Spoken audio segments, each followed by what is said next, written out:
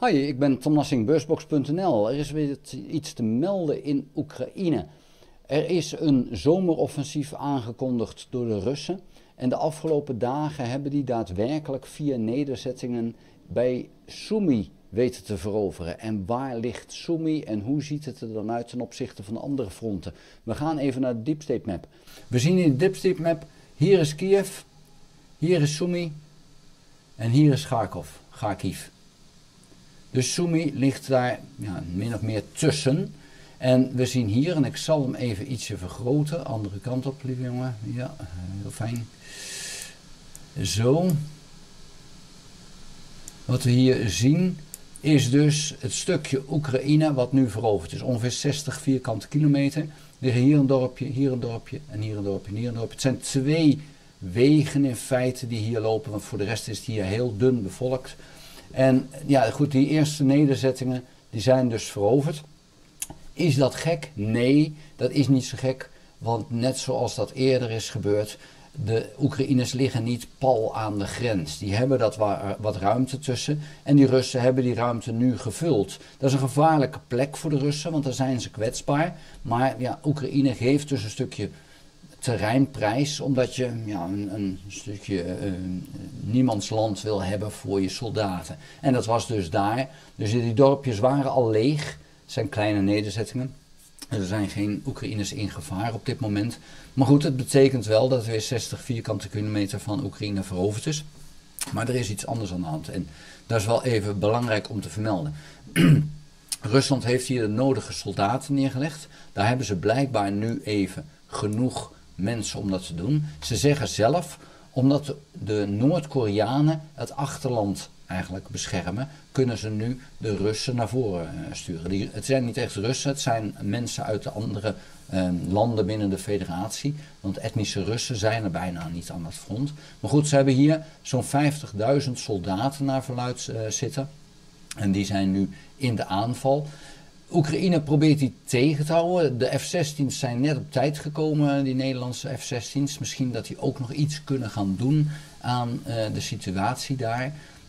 Maar goed, het is een succes van Rusland. Ja, in de eerste paar dagen, dan moeten we nog maar kijken hoe het gaat lopen. Het is nu eenmaal een feit dat Oekraïne ruimte geeft aan de Russen om te veroveren, als ze daarmee hun eigen leger maar intact houden en de Russen veel pijn doen. Nou, ik denk dat dat hier ook wel gaat gebeuren. Maar ze moeten iets terug. En het is nu aan met name Europa om dus Oekraïne genoeg te helpen. En als we kijken naar de wapenproductie. De wapenproductie van Frankrijk gaat nu eigenlijk volledig naar Oekraïne.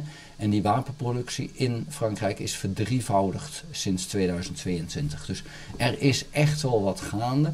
De productie wordt omhoog gebracht. En het helpt. Ik bedoel, het is best zo dat daar nu ook voor Oekraïne best wat uitkomt. Maar het blijft natuurlijk een probleem. Met name omdat die Russen niet kijken op hun verliezen. En zolang dat het feit is, is het heel lastig vechten hoor. Want ja, als ze maar blijven komen en jij weet, ik heb een kleine leger, ik moet mijn leger intact houden, dan moet je wel terug. En nou, nog steeds is het zo dat de Russen ergens echt nergens op kijken. Dus verliezen van mensen, verliezen van materieel, het maakt ze echt nog steeds niks uit. En ze gaan dus echt alles op alles zetten ze, totdat het op een gegeven moment gewoon op en dan over en uit is. Maar goed, zover is het dus nog niet. Je ziet hoe ongelooflijk veel eenheden de Russen hebben liggen. Die liggen met name hier in het zuiden. Dat is natuurlijk het zwaartepunt. Er is een tijd geweest dat we dachten dat hier in het zuiden bij Gerson echt iets zou gebeuren. Daar is het al heel lang stil. Ik weet ook niet of Oekraïne zichzelf in staat acht om een aanval te doen. Ik denk dat dat op dit moment even niet een zaak is waar ze mee zitten, vanwege het feit dat je niet weet wat de Verenigde Staten doet. Kijk, als Oekraïne geholpen blijft worden door de Verenigde Staten, dan kunnen ze meer. Want dan weten ze, er is veel meer aanvoer. Want er komt natuurlijk wel 40% van de hulp komt uit de Verenigde Staten. Die andere 60% voornamelijk uit Europa. Maar ja, als je 40% van je hulp verliest, dan is dat een slok op een borrel. Dat is echt heel belangrijk. Dus dan ga je nu niet in de aanval als je niet zeker bent dat je hulp gaat krijgen. Is er een zekerheid dat ze die kan krijgen? Nee, totaal niet. Want Trump wil heel graag met Poetin een deal maken. En Poetin kan echt alles doen en Trump blijft afgeven op Zelensky. Want Trump die vindt Oekraïne niet echt interessant, die vindt Rusland interessant. En Trump denkt alleen maar aan dealtjes maken. En dat is voor hem zijn wereld, dat is het altijd al geweest. En hij ziet in Rusland mogelijkheden. Een Trump Tower in Moskou, nou dat zou fantastisch zijn. Denk maar niet dat hij het belang van Amerika voor ogen heeft. Het is echt zijn eigen belang dat voorstaat. En dan ja, ook een beetje scoren bij de pers, dat vindt hij ook wel leuk. Maar allereerst is het altijd zijn eigen belang. Daar moet Oekraïne dan omheen laveren. Ja, dan ben je even voorzichtig. Ja, dan probeer je toch die Russen hier in het noorden bij Sumy heel erg pijn te doen. Maar ja, je moet daar wel mensen naartoe brengen. Ze wisten dat die Russen hier aan het verzamelen waren. Het is geen verrassing geweest. Dus in die zin geen verrassingsaanval ook. Dus Oekraïne heeft daar al wel wat tegenover gezet. Maar dan is altijd de vraag, wanneer komen ze? Nou ja, dat was dus van de week. En nu is even de vraag, hoe ver gaan ze komen? En dat gaan we dus allemaal zien de aankomende dagen, misschien weken, hoe dit gaat uitpakken. Voor de Russen betekent het een extra front. Natuurlijk voor Oekraïne ook, maar voor die Russen ook. En betekent echt wel dat je hier een logistiek moet hebben die losstaat van de rest.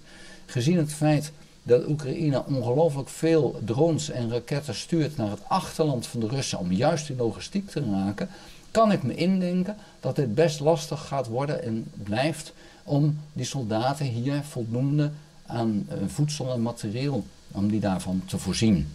Nou is het zomer, dus het is allemaal een stukje makkelijker dan dat het in de winter is.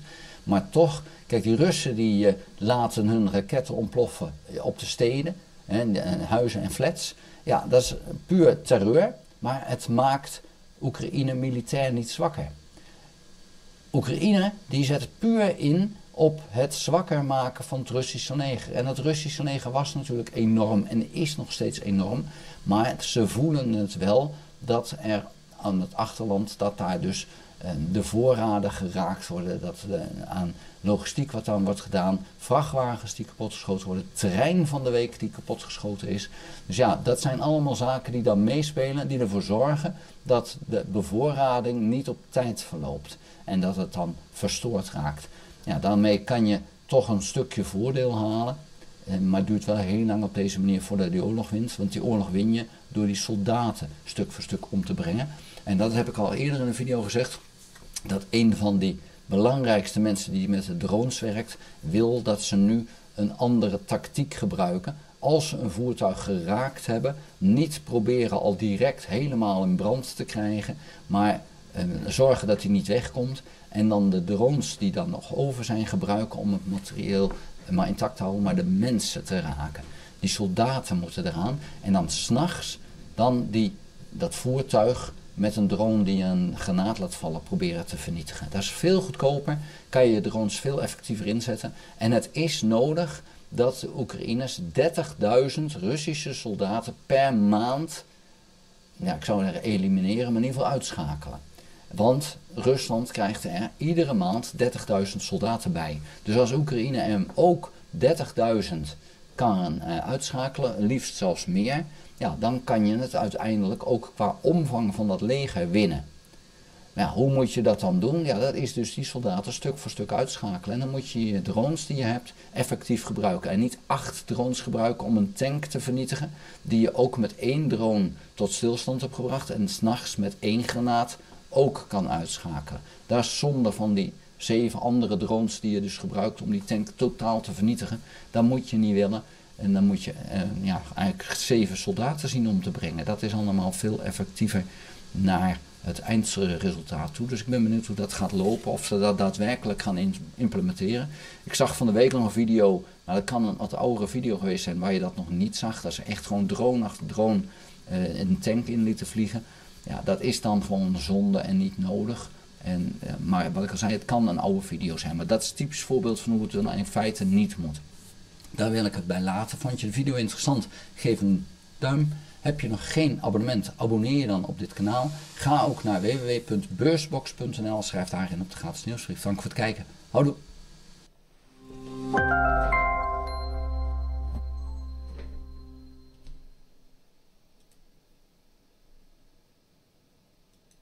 Recording stopped.